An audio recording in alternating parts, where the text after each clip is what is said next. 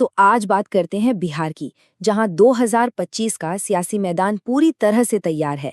एक तरफ है एनडीए, दूसरी तरफ है इंडिया ब्लॉक, और मुकाबला जोरदार होने वाला है। लेकिन कहानी में एक ट्विस्ट है। पिछले कई महीनों से जो सर्वे आ रहे हैं वो बिल्कुल अलग अलग बातें कह रहे हैं।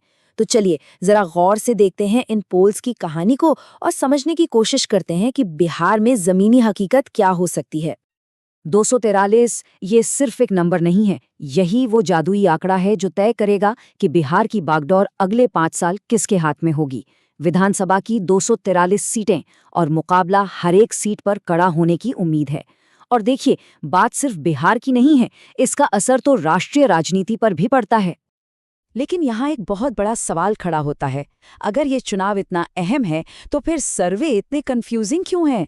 कोई सर्वे एक गठबंधन को आगे बताता है, तो कोई कहता है कि मुकाबला तो एकदम बराबरी का है। तो भाई सच क्या है? इस पूरी पहेली के पीछे की वजह क्या है? ठीक है, तो इस उलझन को समझने के लिए जरा टाइमलाइन पर चलते हैं। देखते हैं कि पिछले कुछ महीनों में हुआ क्या क्या है, कैसे वोटरों का मूड बदला है महीना दर महीना। कहानी शुरू होती है फरवरी से। सी वोटर का सर्वे आता है और बूम, तेजस्वी यादव सीएम की रेस में सबसे आगे दिखते हैं। इससे उनकी शुरुआती लोकप्रियता का पता चलता है। लेकिन फिर अप्रैल से जून आते आते सीन थोड़ा बदलता है। प्रशांत किशोर की जन स्वराज यात्रा का असर दिखने लगता है और तेजस्वी की पॉपुलैरिटी में थोड़ी सी कमी आती है। फिर आता है अगस्त का महीना और इंडिया टुडे का सर्वे, और यहाँ एनडीए को वोट शेयर में हल्की सी, मतलब बहुत हल्की सी बढ़त मिलती दिखती है। और अक्टूबर आके आते तो मामला एकदम नेक टू नेक हो जाता है। वोट वाइब के सर्वे में फासला बस बहुत ही कम रह गया। एनडीए लगभग 41.3% पर और इंडिया ब्लॉक 39.7% पर। तो अक्टूबर तक आते आते लगभग सारे एनालिस्ट एक ही बात कह रहे थे, मुकाबला बहुत करीबी है। मतलब जीत हार का फैसला बहुत ही कम मार्जिन से हो सकता है। ये कोई एक सर्वे की बात नहीं थी, ये एक ट्रेंड बन चुका था। तो सवाल फिर वही कि आखिर ये नंबर इतने अलग अलग क्यों दिख रहे हैं? ऐसा क्या हो रहा है? इसके पीछे एक नहीं बल्कि कई वजह हैं। आइए इनको एक एक करके डिकोड करते हैं। देखिए, मोटे तौर पर 3 बड़ी वजहें हैं। पहली बात, टाइमिंग। सोचिए, सर्वे एक स्नैपशॉट की तरह है ना? आज जो मूड है जरूरी नहीं कल भी वही हो। कोई बड़ा इवेंट हुआ और पूरा खेल बदल सकता है। दूसरा, सर्वे करने का तरीका। हर एजेंसी का अपना स्टाइल होता है। कोई शहरों पर ज्यादा फोकस करता है, कोई गांवों पर, कोई किसी जाति को ज्यादा वेटेज देता है, तो जाहिर है नतीजे भी अलग अलग आएंगे। और तीसरा, जो शायद सबसे बड़ा गेम चेंजर है, वो है वोट स्प्लिटिंग। जनसुराज जैसे नए प्लेयर्स मैदान में हैं और ये किसी का भी खेल बना सकते हैं और किसी का भी बिगाड़ सकते हैं। यहाँ एक और बड़ी मजेदार चीज है समझने वाली, जिसे कहते हैं एंटी इनकम्बेंसी और वोट शेयर का पैराडॉक्स। इसका सीधा सा मतलब ये है कि हो सकता है लोग सरकार से नाराज हों, लेकिन एनडीए का गठबंधन इतना बड़ा है कि वो नाराजगी किसी एक के खाते में नहीं जाती, वो इधर उधर बढ़ जाती है और बड़ा नुकसान होने से बच जाता है।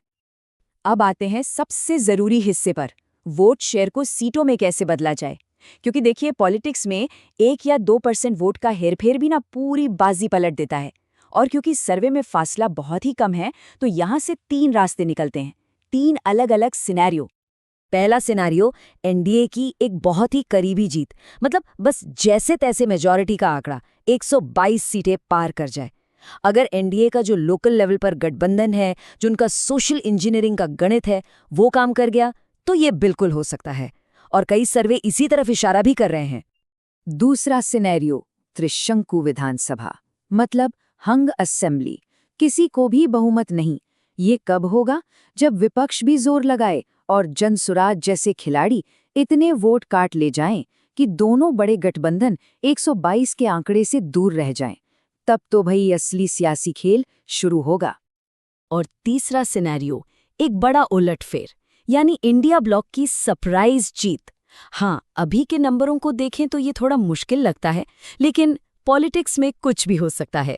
अगर यूथ और महिला वोटर्स ने एक तरफा वोट कर दिया तो ये तस्वीर भी देखने को मिल सकती है। तो आखिर में सवाल यही है कि फैसला होगा कैसे? वो कौन सी चाबियां हैं जो बिहार की सत्ता का ताला खोलेंगी?